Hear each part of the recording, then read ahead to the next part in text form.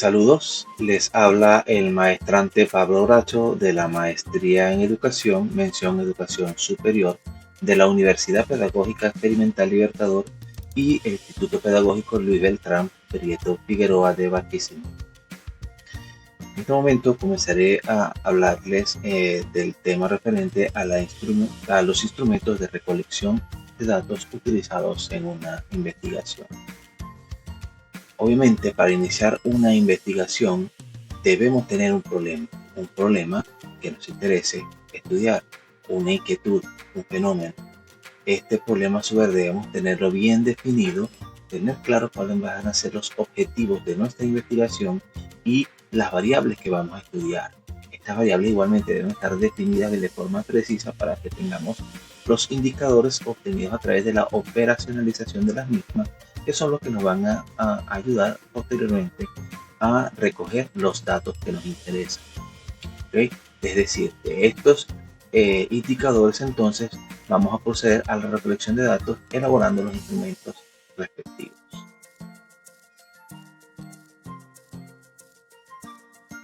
Para iniciar la recolección de datos debemos tener claro que hay varios aspectos como los métodos, las técnicas de recolección y los instrumentos que son el fin último. En relación a los métodos vemos que son los que nos van a indicar el camino que va a seguir el estudio. Nos van a mostrar cómo se van a recoger los datos y qué profundidad van a tener los datos al momento de recogerse. La técnica pues simplemente va a establecer las reglas o procedimientos con los cuales el investigador se va a relacionar con el objeto de estudio, y los instrumentos son el fin último de todo esto, que es el mecanismo por el cual se va a realizar el registro de los datos. Los instrumentos de recolección de datos van a variar dependiendo de la técnica que se utilice para el momento de la recolección. Partiendo de las principales técnicas como son la observación, la entrevista, la encuesta y la sociometría, van a haber distintos instrumentos que se van a relacionar con cada una de ellas. Por ejemplo, en la observación, los instrumentos más utilizados habitualmente son la guía de observación, listas de preguntas, listas de cotejo, el registro anecdótico y el cuaderno o diario, o también llamado guión de observación. ¿Okay? Para la observación también podemos utilizar, entre otras cosas, equipos para registrar lo que se está observando. Por ejemplo, las cámaras fotográficas o las cámaras de video pueden ser de utilidad. En la entrevista, habitualmente antes de proceder a realizarla, realizamos lo que se llama una guía o un guión de entrevista que va a contener las preguntas que se van a formular. Igualmente en la entrevista también podemos utilizar algún tipo de equipo para registrar observados. En este caso son de utilidad las grabadoras de audio e incluso las grabadoras de video. Para la encuesta, los principales instrumentos que se describen son el cuestionario de opinión, las escalas de actitud, los tests y las pruebas de aprovechamiento. En el caso de la sociometría, tenemos la presencia o el uso de test sociométricos para recolectar los datos, los sociodramas o los psicodramas.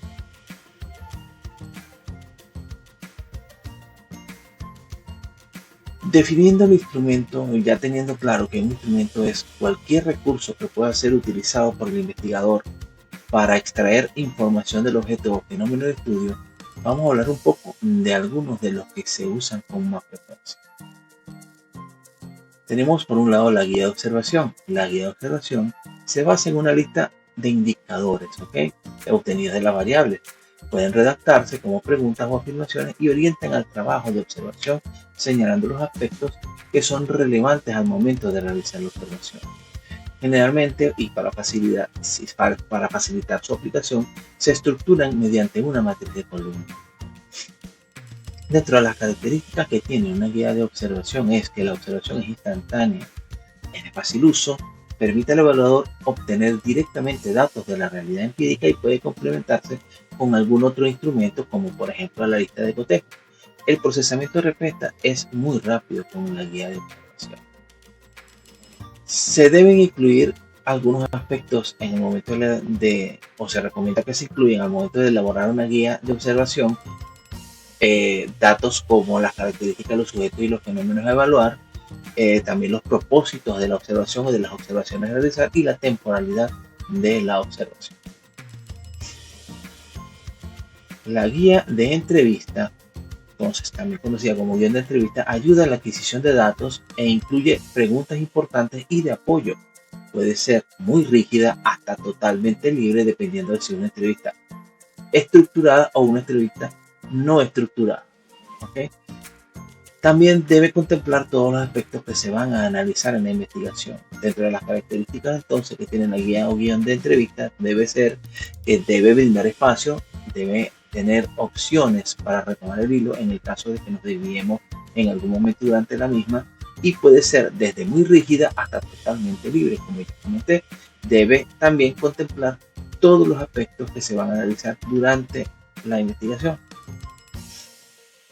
Habitualmente se presentan 3 secciones en el guión de entrevista. Una sección donde va a haber preguntas introductorias, preguntas para generar confianza y para, digamos así, romper el hielo. La sección principal con las preguntas en sí que nos interesa investigar dependiendo de los objetivos de la investigación, nos va a orientar hacia las preguntas que vamos a hacer en esa parte de la entrevista, y la información final que se le da al momento de realizar la entrevista al entrevistado, donde se le informa, entre otras cosas, cuál va a ser el destino final de todo lo que se recopiló durante la realización de la entrevista. Para escribirla se recomienda que el investigador formule sus propias preguntas. Debe tener una estructura coherente y seguir más o menos la misma línea de preguntas en el momento de su elaboración, y debe ser clara, no debe haber dudas al momento de realizar las preguntas. Asimismo, se recomienda que se elija un número determinado de preguntas o el número necesario para obtener la información sin excedernos en el número de preguntas. Los cuestionarios de opinión son utilizados en la encuesta y en sí son un formato escrito que es elaborado por el propio investigador generalmente. Por este motivo, y también para facilitar la investigación, se requiere que la operacionalización de las variables se haya hecho de manera correcta y se tengan claros los indicadores de estas variables. Dentro de sus características tenemos que permiten estructurar la recolección de información. Son relativamente sencillos de aplicar. Tienen la ventaja de que pueden ser aplicados en masa y arrojan resultados contabilizables. ¿Okay? Requieren asimismo de mayor control y estudio. Para elaborar un cuestionario es importante seguir los siguientes pasos. Primero, definir los objetivos de la investigación. Definir cuál es la población que nos interesa estudiar. Decidir qué preguntas se van a hacer y revisar la formulación de estas preguntas. Debemos agruparlas y ordenar las preguntas de forma coherente, unificar el formato de redacción. Lo ideal es hacer antes una prueba piloto o probar el instrumento para después revisarlo, ver si es válido y posteriormente reproducirlo. En relación a las escalas de aptitud, tenemos que nos ayudan a medir qué tanta inclinación o atracción tenemos hacia algo. Permite otorgar entonces un valor cuantificable a una actitud que de otra manera no se pudiera cuantificar. Se presentan como un cuestionario de manera tal de que sea fácilmente o que le permita a la persona que se le aplique responderlo de manera fácil. Dentro de sus principales representantes tenemos la escala de Thurston, la escala de Goodman, la escala de Osgood, o también conocida como escala diferencial semántico, y las escalas de Likert, que son una de las más utilizadas. En este sentido, las escalas de Likert se elaboran teniendo en cuenta una serie de enunciados, y el entrevistado debe señalar su nivel de acuerdo o de desacuerdo en relación al enunciado de las preguntas. Tiene las ventajas de que permite medir el sentido e intensidad de las actitudes y es fácil de administrar. Sin embargo, el inconveniente que tiene es que precisa realizar la ponderación de las respuestas. Para su construcción debemos inicialmente definir nominalmente la actitud o variable que se va a medir. En segundo lugar, recopilar las preguntas o ítems en forma de proposiciones, y para esto ya debemos tener clara la operacionalización de las variables. Asimismo, determinar las puntuaciones que se le van a dar a las categorías de los ítems. Debemos tener asimismo la aplicación de la escala de manera provisoria antes de hacerla definitiva. Debemos analizar los ítems eliminando aquellos ítems que sean redundantes o inadecuados o que no brinden una información correcta, y posteriormente a realizar la categorización jerárquica de la escala que se va a seguir para ir posteriormente al cálculo de la confiabilidad y validez de la escala. Por ejemplo, recuerden siempre entonces que son actitudes, estamos midiendo el grado de acuerdo y de desacuerdo que tiene la persona. Por ejemplo, en este caso se toman cuando está totalmente en desacuerdo hasta ir a totalmente de acuerdo, pasando por bastante desacuerdo, ni acuerdo ni desacuerdo y bastante acuerdo. En ese rango, que en este caso son 5 ítems, va a estar el valor que se le va a dar a cada respuesta de esta escala de actitud.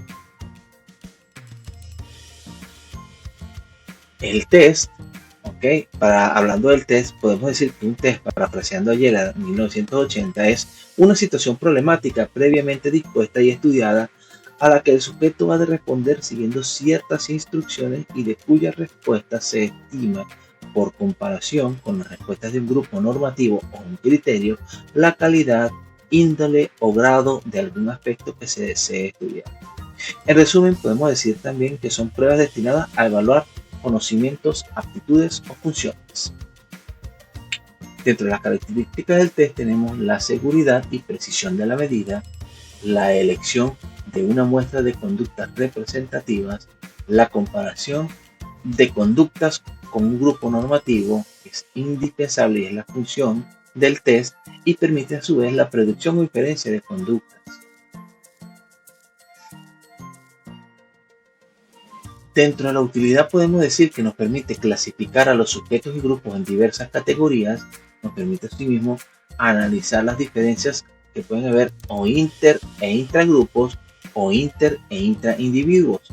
Asimismo también nos van a permitir verificar hipótesis, pueden ser utilizados también para predecir comportamientos y para seleccionar individuos o grupos. En relación a las pruebas de aprovechamiento, podemos decir que nos permiten evaluar el nivel de conocimiento, habilidad o logro en un área específica o en un determinado campo profesional. El propósito de las pruebas de aprovechamiento es la evaluación de la competencia lograda, el diagnóstico de las fortalezas y debilidades del sujeto de estudio. Permiten asimismo también, o nos van a permitir realizar asignación de calificaciones, certificación y promoción, asimismo también la ubicación avanzada y crédito por examinación. La evaluación del currículo o programas también nos permite evaluar la responsabilidad y nos van a permitir también obtener información para la política educativa. Los tipos de pruebas de aprovechamiento que tenemos disponibles, tenemos las pruebas de aprovechamiento académico, las pruebas objetivas, subjetivas, diagnósticas, normas estandarizadas y de ejecución.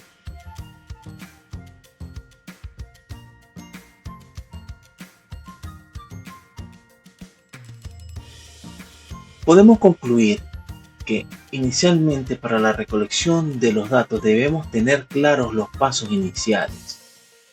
La elección adecuada del instrumento es muy importante y debemos tener en cuenta que hay instrumentos que se pueden utilizar tanto en el ámbito cualitativo como en el ámbito cuantitativo y que muchas veces son los mismos instrumentos pero con diferencias sutiles en la elaboración de uno u otro que van a ir de la mano con el tipo de investigación que se quiere realizar. Debemos de tener entonces claro este tema para poder realizar un instrumento adecuado. También debemos tener claro que si es necesario no debemos temer combinar instrumentos en una misma investigación. Muchas veces esto es más bien beneficioso porque nos va a permitir tener más claros los datos al momento de analizarlos cuando realizamos la combinación adecuada de distintos instrumentos en una misma investigación. Muchas gracias por su atención, espero haya quedado clara la explicación.